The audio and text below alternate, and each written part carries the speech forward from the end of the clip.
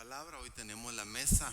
La semana pasada pues estuvimos de fiesta con todas las hermanas madres a las que bendecimos, con las que pudimos disfrutar también ese sabroso desayuno, y podemos compartir la mesa también, amados hermanos. Dios las siga bendiciendo, no solo el 10 de mayo, todos los días, mis queridas hermanas. Hemos estado hablando, amados hermanos, de algunas experiencias de los grandes hombres de Dios. Hablábamos hace 15 días de la crisis que tuvo Abraham cuando el Señor lo probó.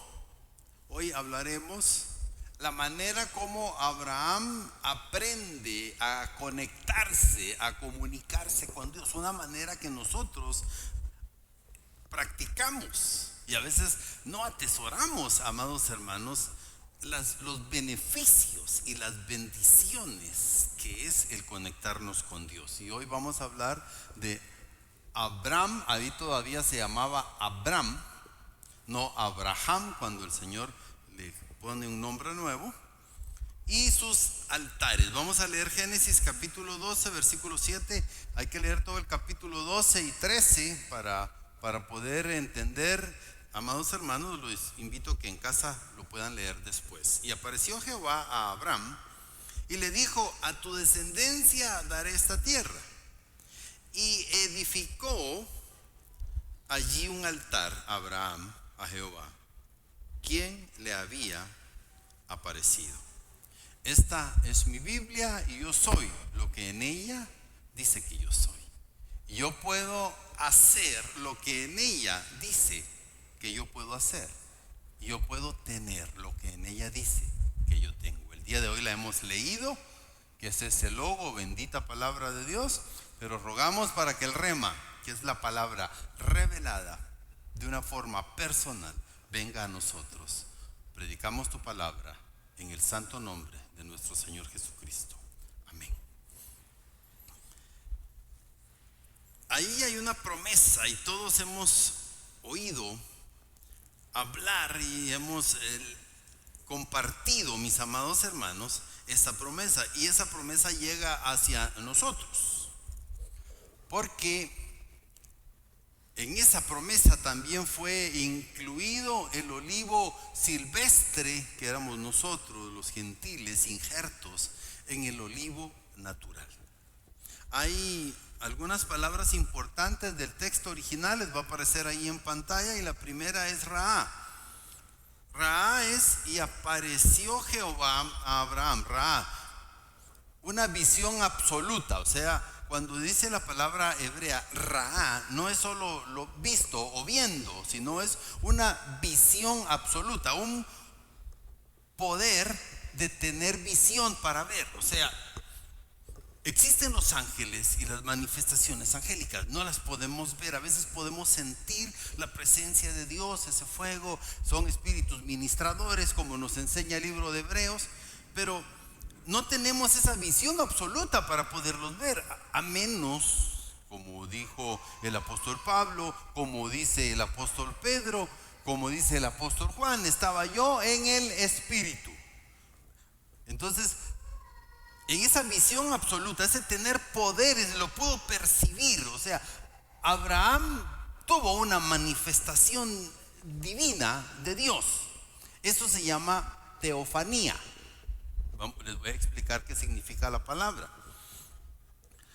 Entonces, eso es lo que quiere decir la palabra Ra en hebreo. Luego dice Abram. En ese entonces, Abram, Ab es padre, Ab en hebreo, y significa padre exaltado. Abram, padre exaltado o enaltecido, así se llamaba. El Señor le cambió el nombre por Abraham, que significa padre de multitudes, precisamente por esta profecía personal que Dios le estaba hablando. La siguiente palabra que le dice es Sera, con Z. Es simiente, es generación, es linaje, es semilla, es posteridad, es perpetuar una familia. o establecer una familia. Eso significa ser. Era lo que Dios le estaba diciendo allí, que Él le iba a dar a él y a su descendencia. Eso es Sera. Eso iba a perpetuar su linaje, iba a perpetuar, iba a establecer una familia, amados hermanos. Y qué cerca, ¿verdad? Porque Isaac y luego Jacob con 12. Ahí podemos ver cómo se cumplió parcialmente y se expandió la perpetuidad de la familia. Era lo que le estaba diciendo. Y luego dice Baná, que es edificar y construir. Y él vino y edificó y construyó un Mishbeach o Mishbech, como dicen en hebreo, que es un altar. Es increíble que la palabra altar aparezca 401 veces en la Biblia. Ahora, qué fácil es, ¿verdad? Con la CompuBiblia encontrar las estadísticas, que cómo nos enriquecen. O sea, es tan importante el levantar el Banaj Mishbech, el edificar un altar a Dios. Pero el altar tiene un significado muy importante, que es lo que vamos a ver hoy. Dios se le aparece a Abraham. No dice en qué forma, solo dice que él tuvo una visión absoluta, Raá, para poderlo ver. Esta aparición podemos entender que es física. No sabemos, pero él lo podía ver. No podemos decir que Dios es de carne y hueso, porque eso es ser humano. Dios es espíritu, dice la palabra. Y entonces esto se llama teofanía, y es la primera vez de varias teofanías que los padres de Israel llegaron a experimentar. ¿Qué es teofanía? Les va a aparecer ahí en pantalla. Teofanía es una manifestación, es una aparición o una revelación de un ser divino. Se deriva de una palabra compuesta que es Dios, ¿verdad? Teos, y es fainó o painó, que significa aparecer. Entonces es la aparición de Dios, la aparición de una divinidad. ¿A quién? Al hombre.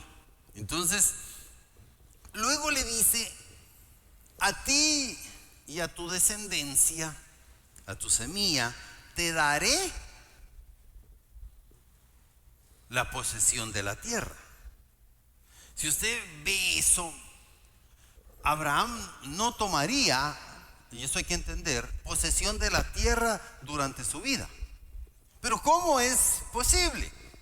Que Dios le había dicho a ti y a tu descendencia, precisamente ahí donde viene, que Él estaba perpetuando su linaje en Él a través de su hijo que no existía, a través de una mujer que ya, dice la Biblia, se le había cortado la costumbre de las mujeres para poder engendrar, a través de un Abraham que ya era viejo, pero Dios le estaba hablando de ello.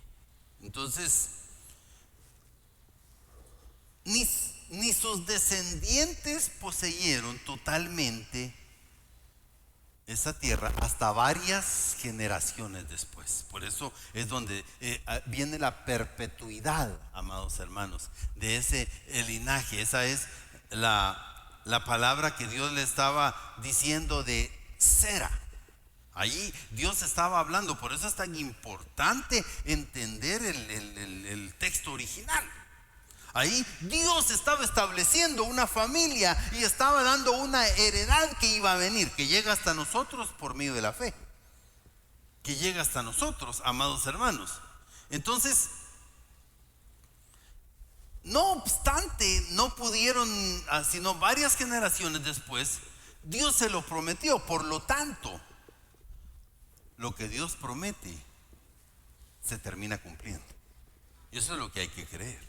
¿Por qué? Esto se llama Kairos, que se llama el tiempo de Dios. una promesa y nos aferramos a ella. Hay una bendición, pero la perpetuidad de su simiente, de su linaje, de su generación, también tiene esa promesa que Dios le dio a usted, porque aquí Dios le está diciendo que la estaba extendiendo no solo a él, sino que a su simiente. Entonces, en el tiempo de Dios, Dios cumple sus promesas. Y como dice Habacuc 2:2, y si tardare, espéralo. Y si la profecía fue dada, y aunque tardare, espéralo. ¿Por qué? Porque vendrá. Entonces, a veces nosotros vemos y conocemos lo que pasa después, pero no fue inmediato. Es un proceso, es un tiempo. A veces nosotros esperamos que las cosas sean instantáneas, ¿verdad? Pero a veces tenemos que esperar el tiempo de Dios. Dios está hablando y está hablando en un futuro presente para Él, porque, amados hermanos, el tiempo nos cuenta a nosotros. Como dice el Salmo 90, 70 años están establecidos para el hombre, 80 para los más robustos. Aquí tenemos bastante robustos, que Dios les ha dado longevidad. Gracias a Dios, gloria a Dios por ello, porque es honra la vejez, amados hermanos. Es en sabiduría, es en entendimiento, es en conocimiento. Entonces, para nosotros hay un límite de tiempo, está establecido. Podemos saber hasta cuántos segundos vivió una persona conociendo su edad. Pero Dios, el tiempo de Dios, amados hermanos, no lo conocemos. Dios es infinito, no tiene límites. El hombre sí es finito, nosotros estamos medidos. Entonces, Abraham responde a Dios cuando escucha esa promesa. ¿Y quién no quiere escuchar buenas noticias? ¿Quién no quiere escuchar buenas promesas? Hubieron muchos hombres más que escucharon la voz de Dios. ¿Y qué hicieron? Siguieron el ejemplo de Abraham. Hasta antes de Abraham no había habido una teofanía más que la que había, amados hermanos, una manifestación tan personal como la que había en el huerto del Edén. Porque dice que Dios descendía y hablaba con el hombre. Dios descendía y hablaba con el hombre. A Enoc Dios se lo llevó, fue diferente.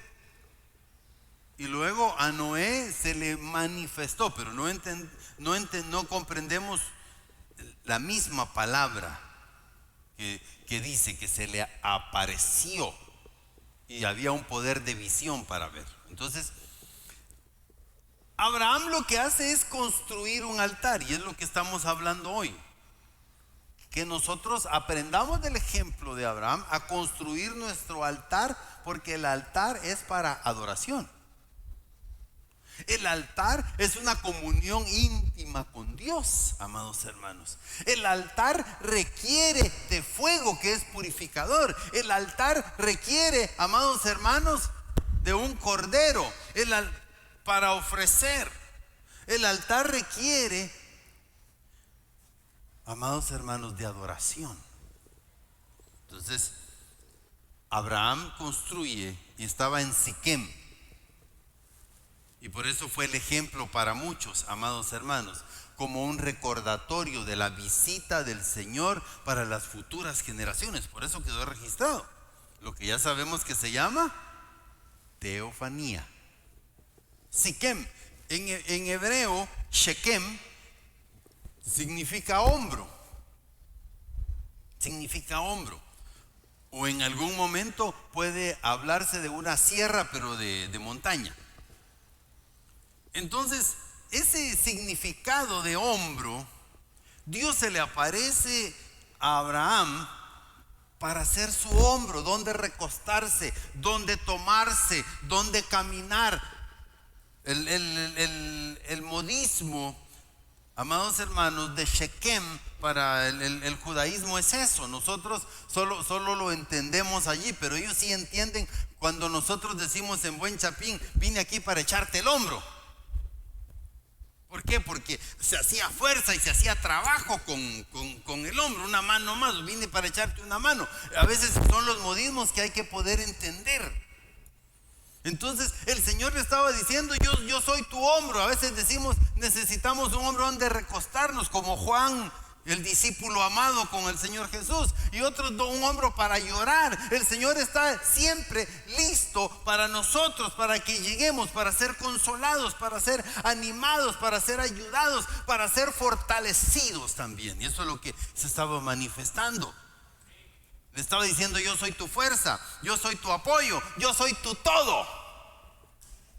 Qué importantes son las palabras, ¿verdad? Por eso es lo que encierra cuando estudiamos detenidamente la palabra. Cómo alimenta, cómo enriquece, amados hermanos. Entonces el Señor esta mañana nos dice a nosotros, cuando tú levantas un altar, yo estoy haciendo tu fuerza, yo estoy siendo tu apoyo, yo estoy siendo tu sanidad, yo estoy siendo tu todo cuando tú realmente vienes conmigo.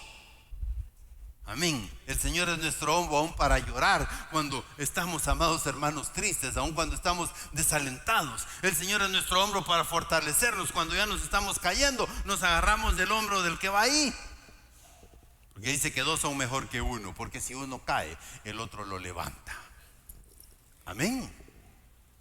Entonces, esa es la experiencia de Shechem, en hebreo, Siquem. Juan Calvino hace una pregunta hablando acerca de este pasaje y dice, ¿debería alguien preguntar si no podría adorar a Dios sin un altar? Recuérdese que cuando usted oiga altar, no solo es sacrificio, sino es adoración. Pero no hay adoración sin sacrificio. Eso es muy importante. No hay adoración sin sacrificio. ¿Qué estamos sacrificando nosotros para adorar? ¿Qué estamos sacrificando? Amén.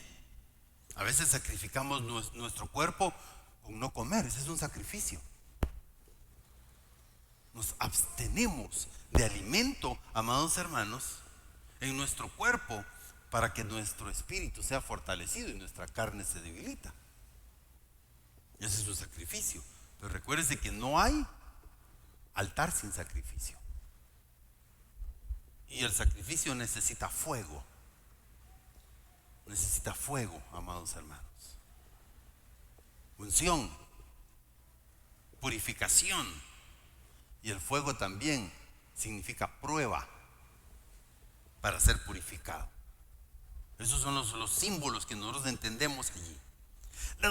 Dice Juan Calvino, la adoración interna del corazón, y lo voy a leer textualmente porque es una cita de él, no es suficiente a menos que se agregue una profesión externa, una manifestación externa nuestra delante de los hombres.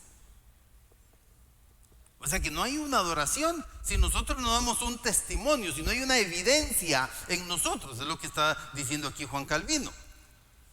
Y luego dice, la religión tiene verdaderamente su asiento apropiado en el corazón, pero de esta raíz surge la confesión pública como fruto. Entonces, la adoración a Dios es una confesión pública de nuestra fe. Eso es lo que está diciendo Calvino.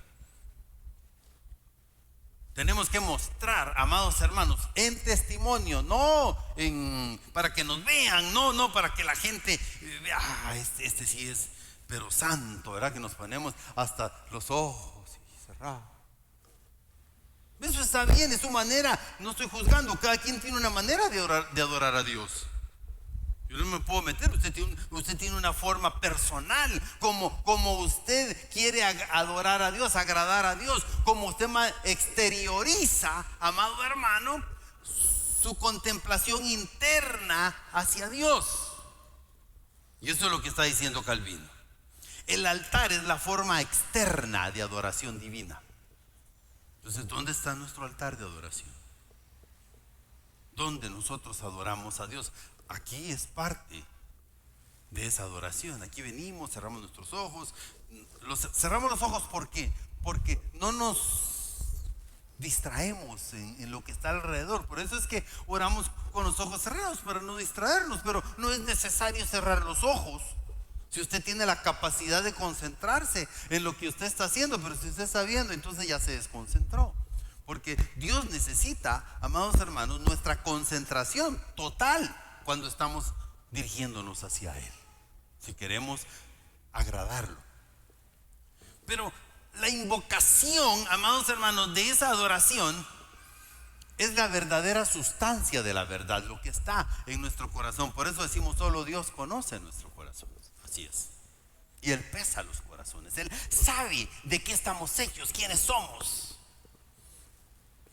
El sacrificio era una ceremonia. Ahora, ¿cómo Dios acepta nuestra adoración? ¿Cómo Dios recibe? Si en Efesios 1, versículos 6 y 12 dice que fuimos hechos para alabanza de la gloria de su nombre. Para eso fuimos llamados. Y el día que el Señor nos llame a su presencia, vamos a adorar al Señor, amados hermanos. Nos uniremos a aquel coro angelical que bendice el nombre del Señor.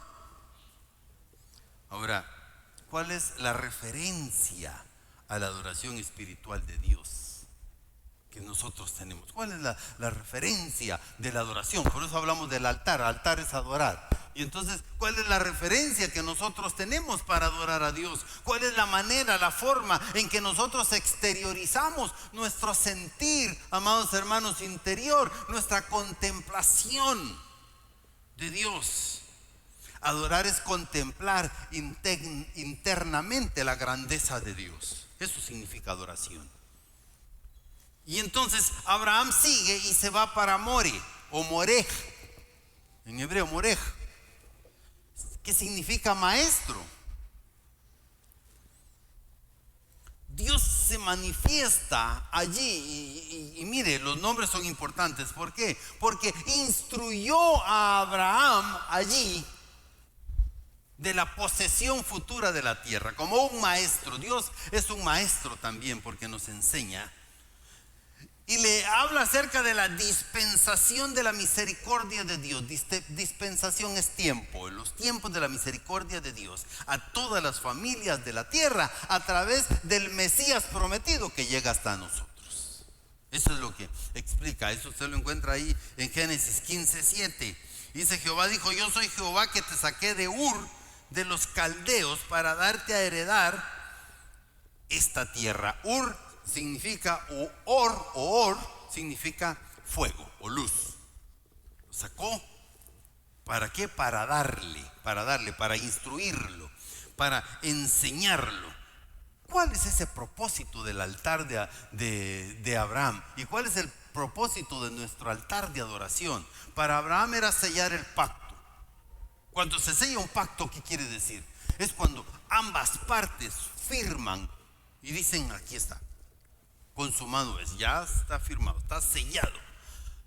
Aquel lugar era el lugar de los pactos. En el momento que Dios le estaba dando la más grande de las promesas, ¿cuántos de nosotros hemos sellado un pacto con Dios? Cuando hemos recibido una promesa, cuando Dios nos ha hablado, ¿cómo hemos sellado nosotros ese pacto con Dios?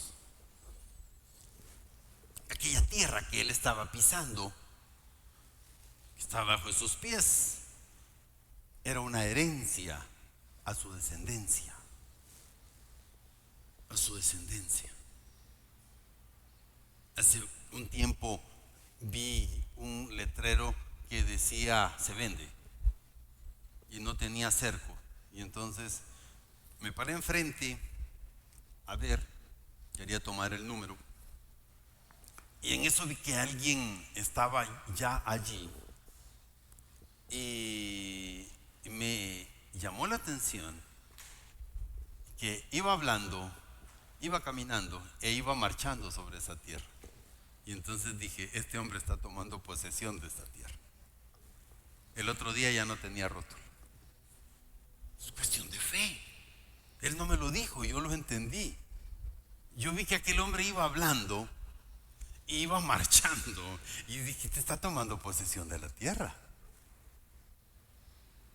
Y el otro día ya no había rótulo. Y llamé y dijeron: ya está vendido. ¿Cómo es la fe? ¿Cómo sellamos un pacto con Dios nosotros? El altar, la adoración a Dios. Hay una promesa que Dios hace.